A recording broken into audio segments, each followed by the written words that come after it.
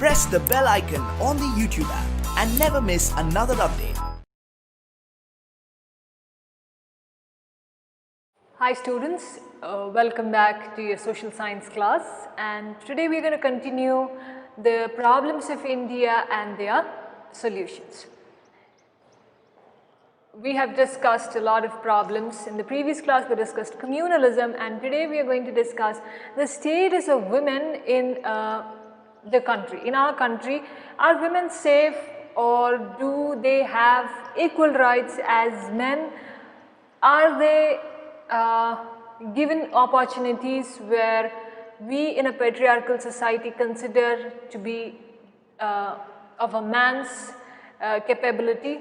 Do we give them, do we give women enough opportunities to lead the country in order to take tasks which have been from an ancient time considered a man's responsibility? Are we sharing equal responsibilities with women? What are being shared with men? Are we treating them equal? Basically, are we treating them equal in the patriarchal society that we live in? Now, what I've put down on the board for you today is these are the women who have fought during the pre-independence era and the independence era, and the women, status of women even today, it's not that pathetic or it's not that bad as earlier, because women are also growing. Women are taking into various fields that a man holds now. Women are getting empowered. There are measures to empower women. There are measures so that women can help themselves. Okay, all these things we will see in this portion that we are going to discuss today, that the status of women in India. Let's see what kind of problems women have, and maybe effective solutions in order to help women of our country. Now here I have put down few names for you who have been of great help, who have contributed in the pre-independent era and how they have helped us. Let's look at a glance of few of the names here. Jhansi Rani Lakshmi Bai. Now she was the queen of the Maratha princely state of Jhansi, and she was an important or a leading figure in the Indian rebellion of 1857. Okay, she fought for that rebellion. She fought for the Maratha princely state. Next is Kittur Rani Channamma.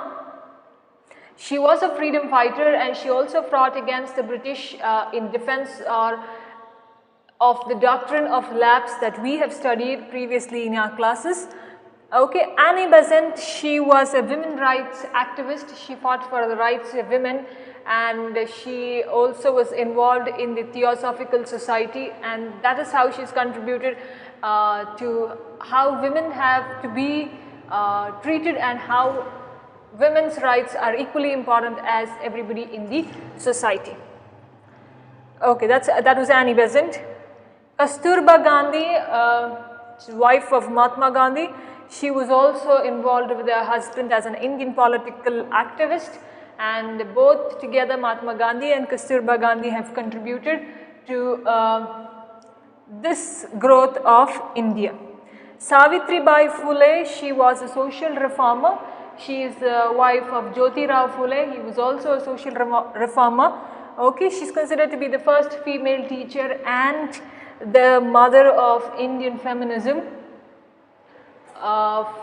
who have been fighting for the rights of people, who have been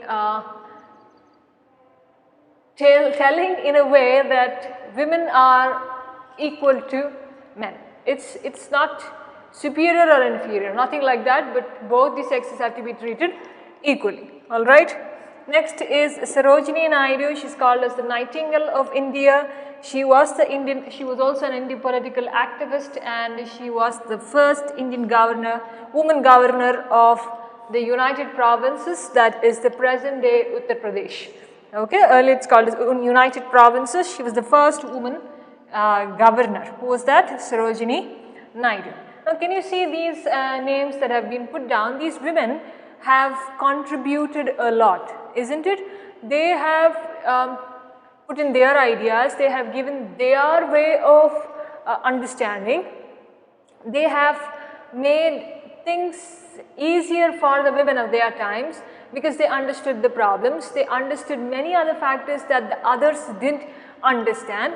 Alright, now all this was done by these women. There have been many other women who have contributed. A few highlighted names that have been given in your text, okay, is being put down for you. Now, in the present day society, as times are changing, women are also getting in equally alongside men, as in they are getting into field of teaching, military, engineering, okay, medicine, any field for that matter. Whatever they are interested in, they get into, and nobody can stop from pursuing your interest that you have. Nobody can stop you from doing what you want in the times that are changing now. In the present modern world, it is women are getting better than men actually, but in the patriarchal society, in the society we still believe that men are superior. But there are people whose minds are changing. There are people who are very open, okay, they are broad-minded to think that your capacities matter, your personality matters, not your gender, okay, male or female doesn't matter, but how you do it and how much you can give us, how much you are capable of, what kind of personality you possess is more important than your sex, male or female. Alright, now we should move further into seeing what's the status of women and how has India been trying to help the women of India.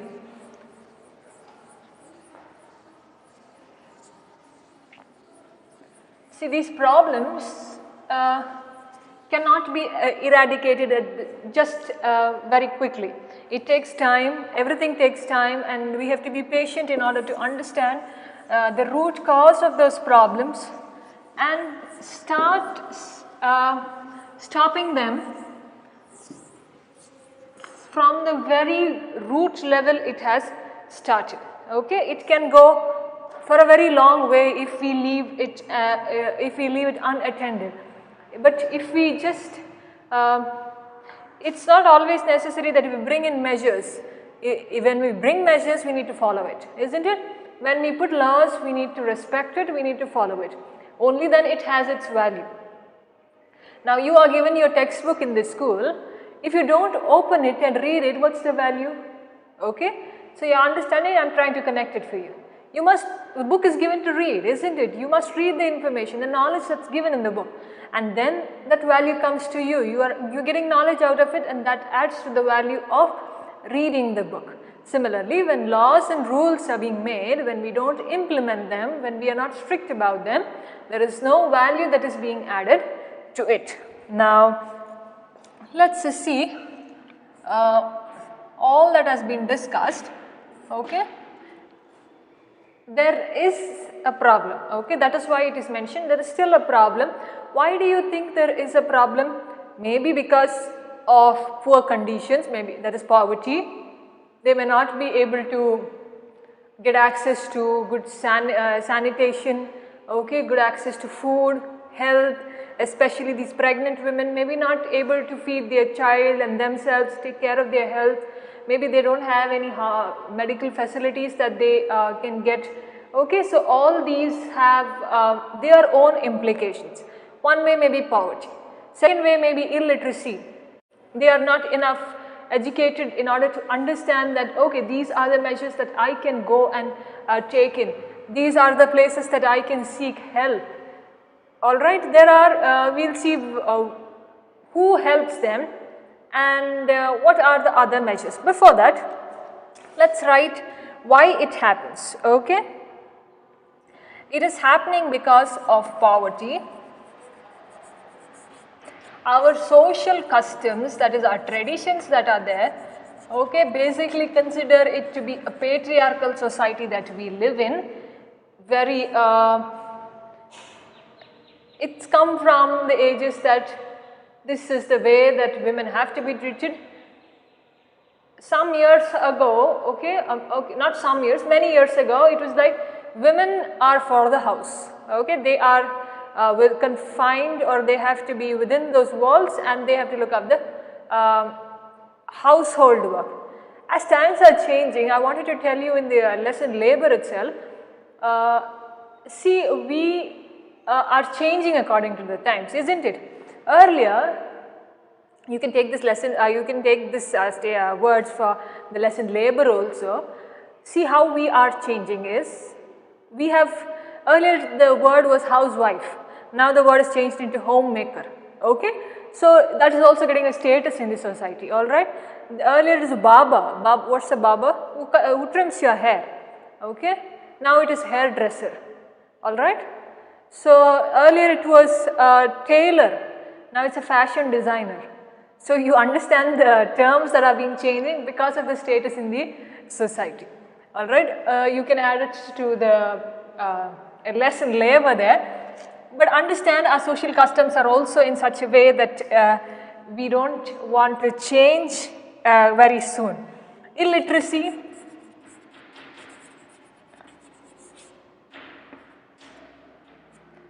okay, these can be taken as a few of the causes for the problems of women in India. Now, what has the government done in order to help women is they have begun this department called as the Women and Child Development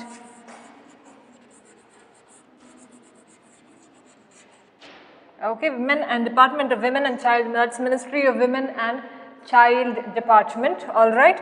Now, one is woman, many are women. Women and Child Development Department is being implemented or started by the government, and this department, what does it do is it helps women. It helps women and also helps children. Okay, how does it help?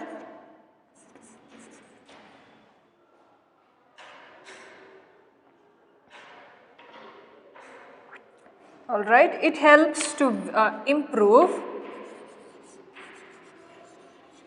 women's education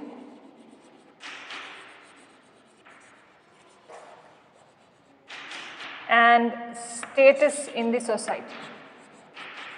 Alright.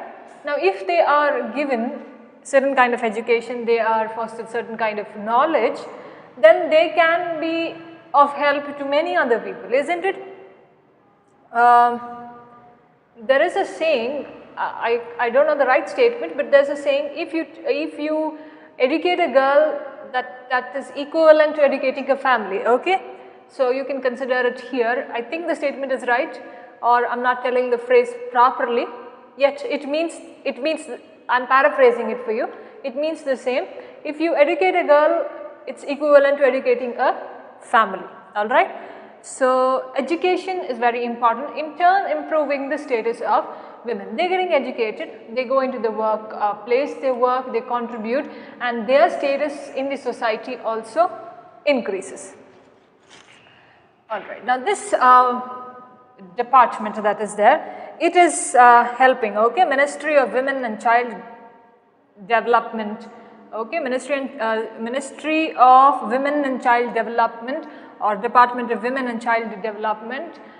Smriti Irani is the minister for this, she is responsible for this department, this ministry that is there, and they have taken certain measures in order to improve, in order to help women, okay, so that they can grow on themselves, but to give them a guidance, to give them a right path, this department is done.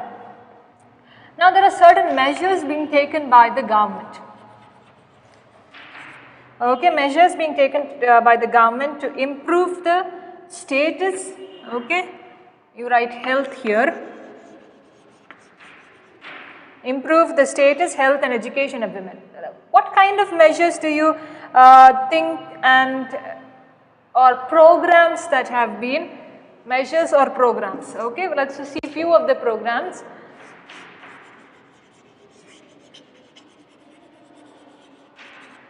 Now, this is not mentioned in your text, but there is certain kind of extra information for you.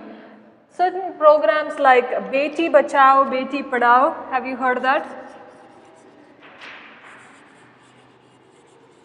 Beti Bachao, Beti Padhao.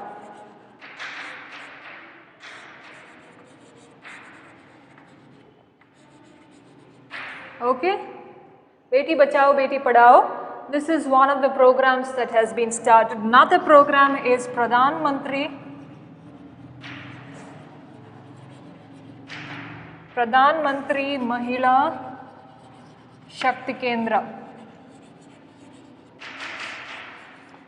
Pradhan Mantri Mahila Shakti Kendra. Okay, this is present everywhere, okay, in all states, so that it helps women in order to help themselves. They are just giving guidance, they are giving maybe a little financial support so that women can grow on themselves, grow by themselves. One more is Kishori Shakti Yojana. Now, in this Kishori Shakti Yojana, this is providing nutrition, providing food to the adolescent girls, so that at that time of their age and that development process that happens, so it happens right. This Yojana is being done, that is Kishori Shakti Yojana, providing nutrition to adolescent girls, okay, teenage girls. So these are certain kinds of measures, okay, extra information for you to understand in order to do. Now, these measures that have been taken are done for many factors. What kind of factors do you think they must have thought on while keeping these measures in mind? Okay, I don't know what the point number is. Continue it with your writing. Now, they have put these measures in order to stop child marriage. What I gave you was just 3 examples. There are many other yojanas like these, many other schemes, okay, you can just check it out in the net. Stop child marriage. Now, this was very prevalent in the earlier societies. Child marriage, even if sometimes, even before birth, the families used to say that, okay, these children, when they grow up, they are going to be a couple, they are going to get married. The child is unaware of what the situation was then, but then when it realizes, it's like a shock of your life what happens, okay. And there are child marriages also that was happening. So, in order to stop these, certain kinds of measures have been implemented to stop. There is also called as the Dowry Prohibition Act. Dowry, taking dowry or giving dowry is illegal. You are not supposed to give dowry, nor are you supposed to ask dowry. Dowry Prohibition Act. Anybody who asks will be taken into task. Anybody who asks dowry, especially during marriage, the boys ask the girl's family, okay, sometimes it is vice versa also. They ask for a huge sum of money, for land, okay, many other assets that are there. That depends on what the family used to give. But now it is prohibited, you are not supposed to give dowry or take dowry from anybody. So then this compulsory education,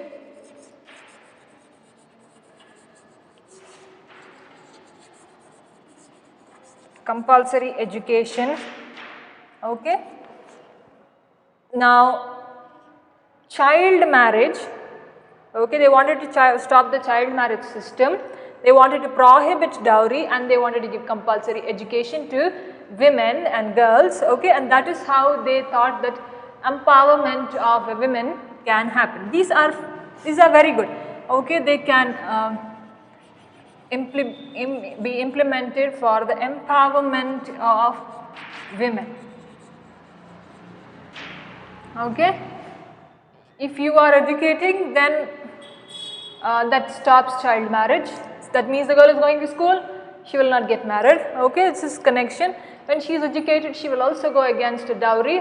So that stops, it's an interconnection that stops everything in between and what's going afterwards. Now in Karnataka,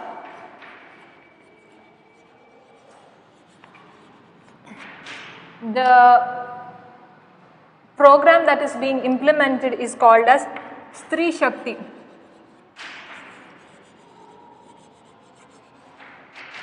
Okay, this is a program that is being implemented by the government of Karnataka. Now in this program, something called as self-help groups are done.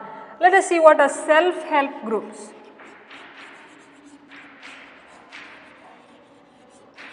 Okay, they are called as SHS.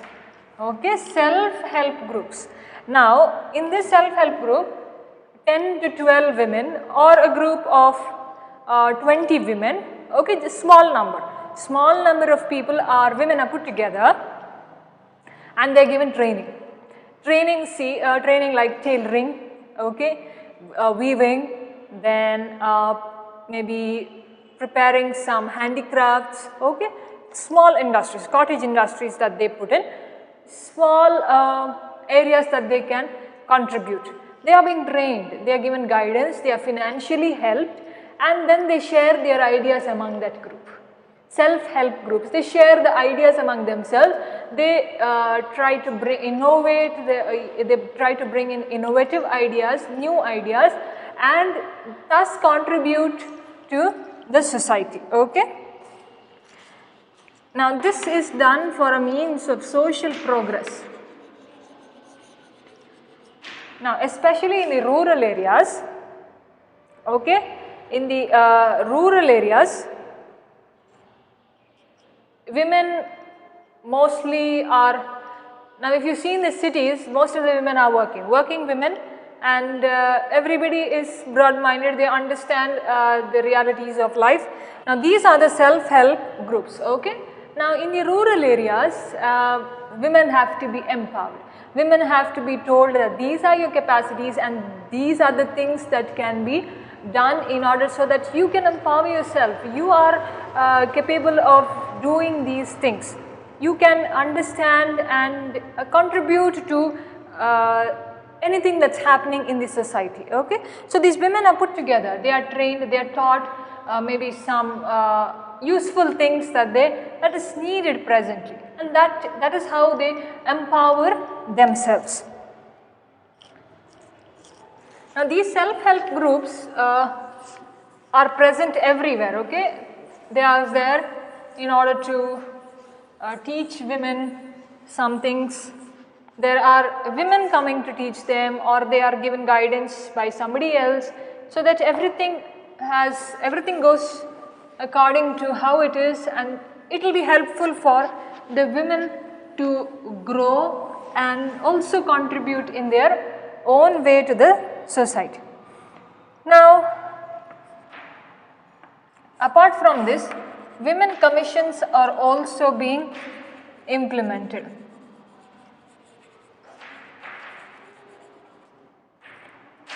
Now one such commission is, okay, Commission for the Protection of Child Rights and enactment of Protection of Women from Domestic Violence Act. Okay, I'll write it down for you.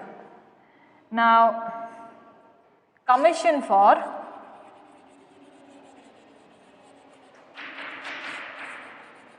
Protection of Child Rights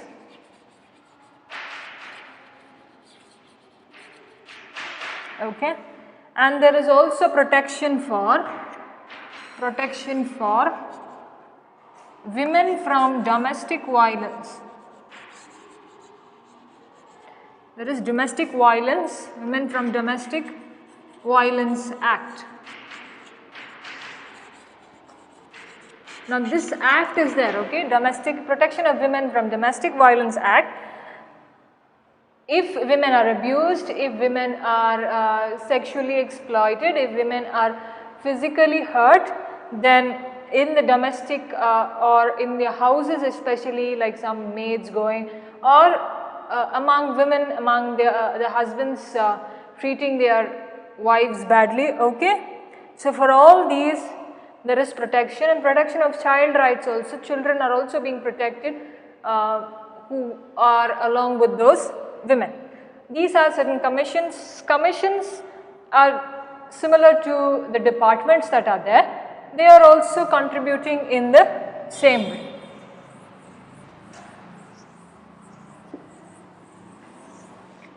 Next, let us see. Now, women are, in the present time, women are given a lot of chances. Again, these women commissions are there both at the national level and in the state level. They are basically there to address the issues of women.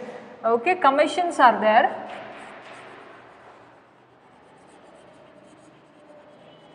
Commissions are there to address the problems or the issues of women.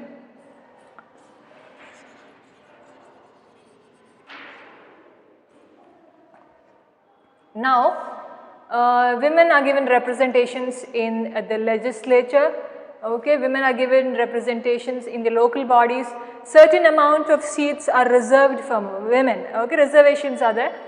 Just go and check, especially in the government offices, okay, there has to be, they have to compulsorily keep reservations for women, and women's elections have to happen.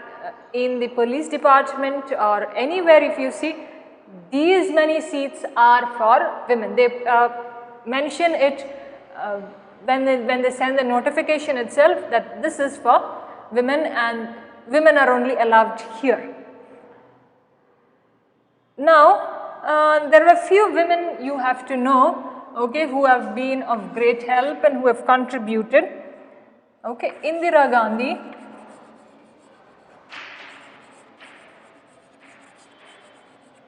She was the first woman president, first woman prime minister, I'm sorry, first woman prime minister, not president, prime minister.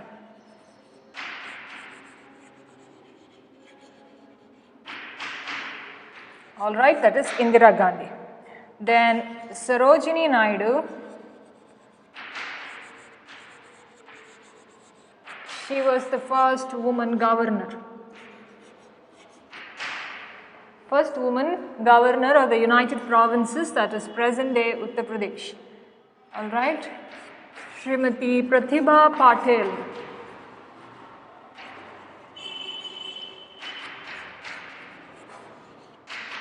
The first woman president. Okay, president was here, not there. First woman president. Then Sucheta Kripalani.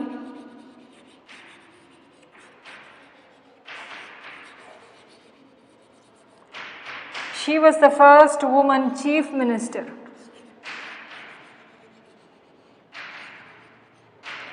And there was one more lady you can add, Vijay Lakshmi Pandit.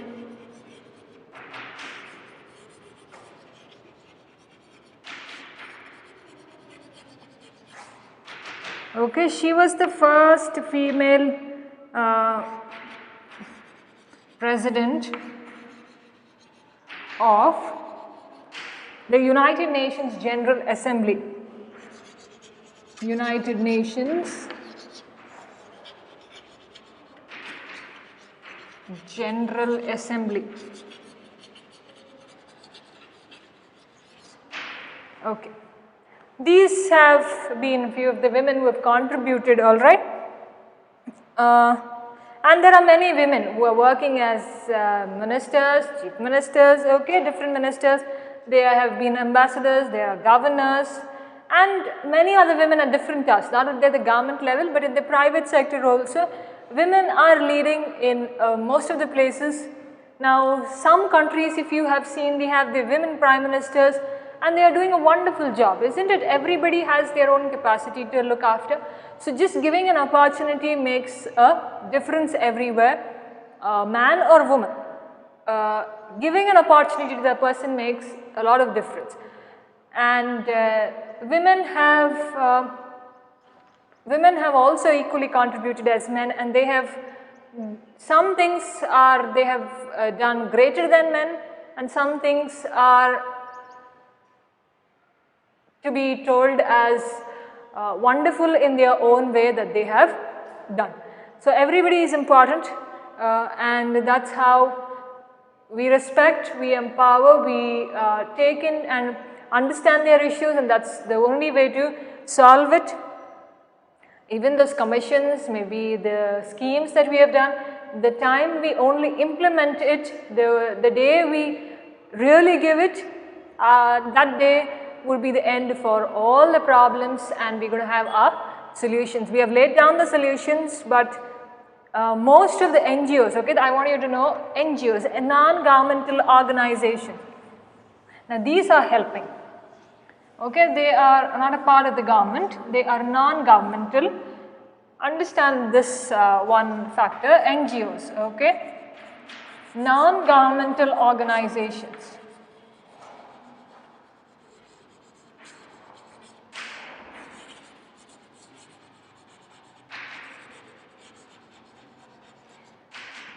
Now these have been helping women a lot. Helping women, helping children, helping to address their issues, to understand what is the need of the hour, and to give them a certain kind of security in life. Some may be abused at home, some may be harassed at home, some may be just thrown out of the house, some have not got an education, some have just been left on the streets. Okay, all these kinds of situations are present in India, and women have been going into a bad condition in some of the places, and these NGOs, they find out who is there, they seek help from the others, so okay, others can address to them and tell them that okay, these are the women who need help, and that is in turn they keep them in their houses sometimes, train them, send them out to understand. Okay, so this type of counseling is done, type of understanding is done within themselves, they are trained, they are asked to work. Okay, that's how they empower themselves, and that is how they are also learning. So the non-governmental organizations also have a major role to play in the solutions that we have implemented and the problems that we want to eradicate from the country. That is status of women we studied today. Now I want to stop with the students. We have finished status of women and the problems that were there, the solutions that have been there. In the next class we are going to study terrorism that is there in India.